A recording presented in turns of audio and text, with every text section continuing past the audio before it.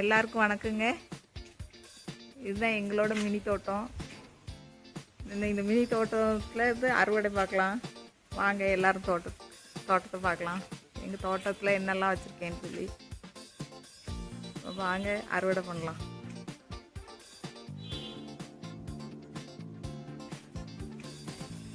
Video ஓடிட்டு இருக்கு தானே? சரி வேணாம், ஃபஸ்ட்டு முருங்கைக்காய் பறிக்கலாமா? முருங்கைக்காய் எவ்வளோ கிடக்கு பாருங்க. நிறைய முருங்கைக்காய் இருக்குது, அறுவடை பண்ணிக்கலாம். இவ்வளோ முருங்கைக்காய் இருக்குது. இந்த முருங்கைக்காய் அறுவடை பண்ணிடலாம். கதம்ப நேயர்கள் சப்ஸ்கிரைப் பண்ணிக்கோங்க இந்த சேனலுக்கு.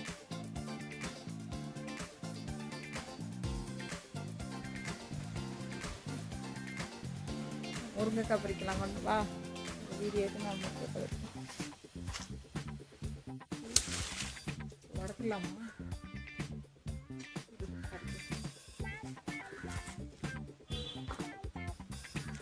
முருங்கைக்காய் காய்ச்சிருக்குங்க. இந்த தோட்டமா ஐயோ உடஞ்சிச்சு. பார்த்துக்கலாம்.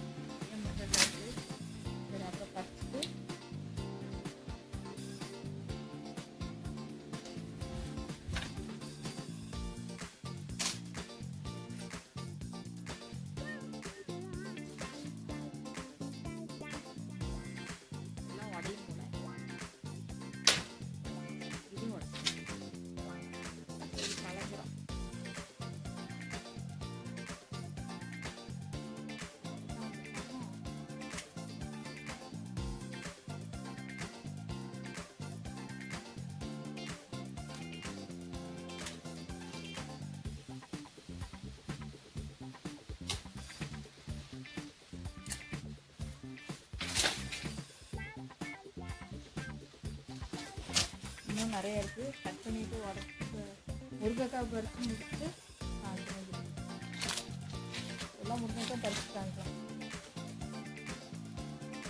ஏதாவது எல்லாம் உடையுதுதான். அப்புறம் பண்ணீங்க எல்லாம் உடையுது. ஆமாம், உடச்சதுன்னா கலந்துடும். இதெல்லாம் கூறில் முடிஞ்சுது. உடஞ்சாலும் கலந்துடும்.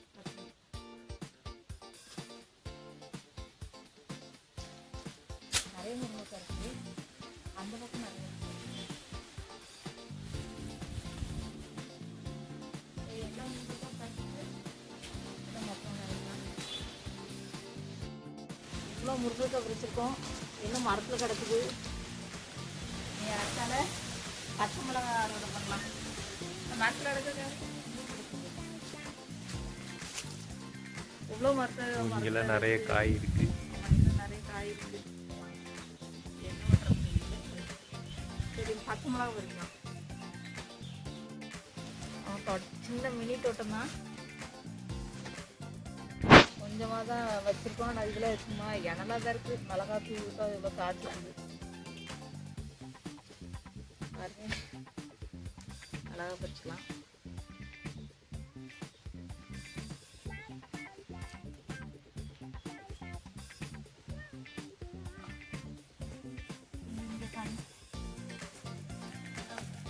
அந்த பக்கம் கொஞ்சம் கிடக்கு. சும்மா விதை லேசாக தூவிட்டோம். வெட்டில் நாற்பத்தி பச்சை மிளகா காய் வந்துருக்கு பாருங்க.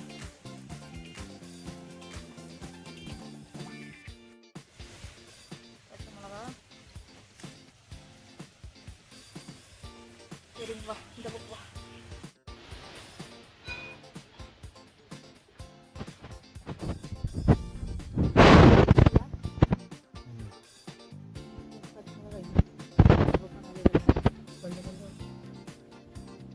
கொஞ்சம் தான் தூவி விட்டேன். அது பாட்டு காய்ச்சி கிடக்கு.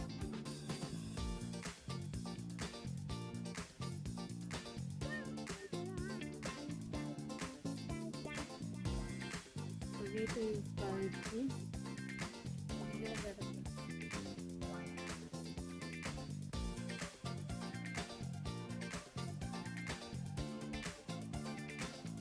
பச்சை மிளகா பறிச்சு வச்சு வேற சீத்தாப்பழம் கொஞ்சம் கிடக்கு தட்டில் என்ன கிடக்கு.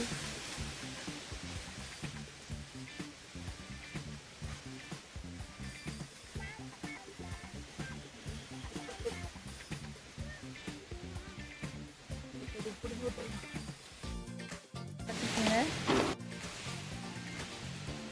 அங்கேயே சீத்தாப்பழம் கிடக்கு நிறைய கிடச்சி மேலே பறிச்சுட்டு காமிக்கிறோம். இது மேலே கிடக்கு மேலே பறித்து எல்லாத்தையும் மட்டும் ஒன்று முடியும்.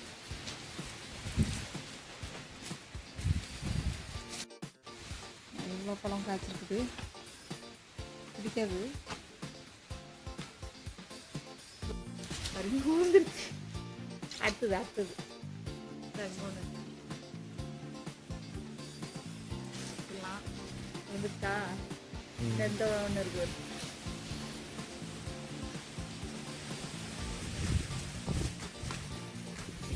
வேற இருந்துச்சுன்னா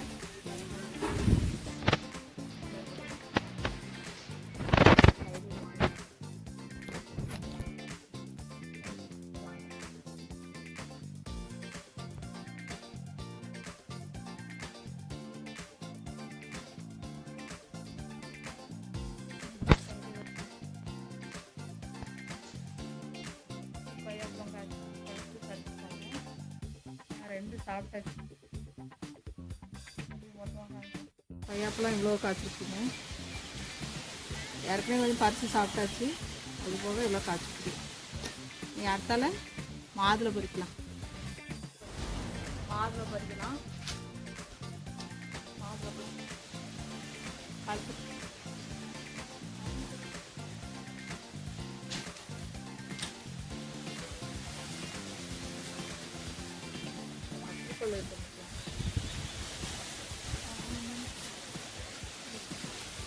வருதா ஒவ்வொன்றும் வந்துட்டு ஒவ்வொன்றும் வர முடியும். அதில் இடத்துல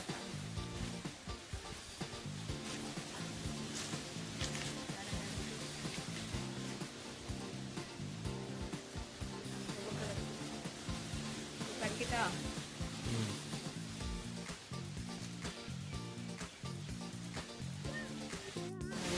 நல்லா நாட்டு மாதுளை சாப்பிட்டா ரொம்ப நல்லது.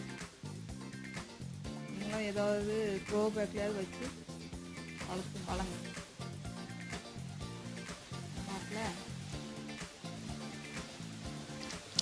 மரத்துலேயே வச்சு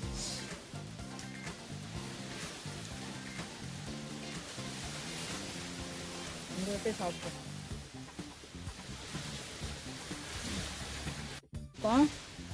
இவ்வளோ மாதுளை பறிச்சிருக்கோம். இன்னும் மரத்தில் நிறைய மாதுளை கிடக்குது. சாப்பிட்டுட்டு அப்புறம் பறிக்கலாம்.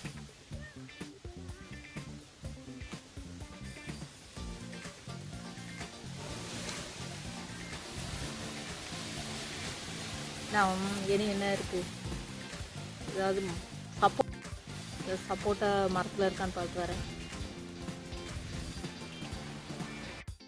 சப்போட்டா ஒன்று தான் காய்ச்சிருக்குது. இது இன்னும் நல்லா ஸ்வீட்டாக இருக்கும். ஒன்று சின்ன சின்னதாக தான் காய்க்குது. ஒன்று தான் இருக்குது. அந்த பக்கம் பார்த்துட்டா சப்போட்டா காய் வந்து கம்மியாக தான் காய்க்குது. அந்த சைடு பார்த்தேன்.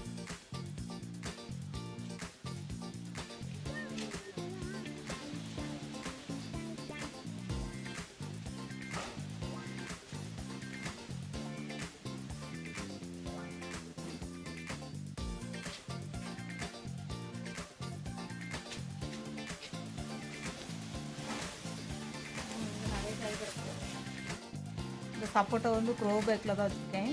பாருங்கள் அது எவ்வளோ வளர்ந்துட்டு பாருங்கள். சப்போட்டா மரம் பேக்கில் தான் வச்சுருக்கேன். இந்த பேக் தாங்க க்ரோ பேக் தாங்க இதுவலா பர்பஸ் வளர்ந்துருக்கு. அப்புறம் இந்த மரம் வந்து தரையில் இருக்குது. அது அங்கே ஒன்று பழம் எப்படி பறிக்கிறது, இது கொஞ்சம் காற்று. இது சின்ன பழமாக தான் வருதுங்க. மாதுளை எல்லாம் நிறைய இருக்கு.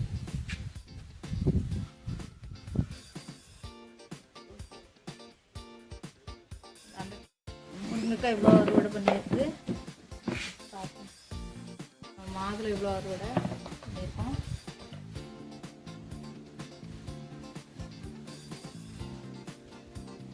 கொய்யாப்பழம்,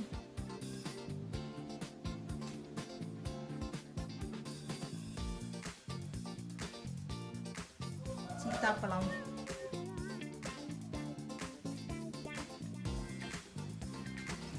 கழுவணும், பச்சை மிளகாய். மினி தோட்டத்துலேருந்து இவ்வளோ அறுவடை பண்ணியிருக்கோம். இன்னும் கிடக்குதுங்க. மாதுளையும் முருங்கைக்காவும் இருக்குது நிறையா. அப்போ படிக்கும் பண்ணியாச்சு. கதம்ப சேனலுக்கு சப்ஸ்கிரைப் பண்ணிக்கோங்க, லைக் பண்ணுங்கள், ஷேர் பண்ணுங்கள், கமெண்ட் பண்ணுங்கள். எல்லாருக்கும் வாட்சிங். தேங்க்ஸ்.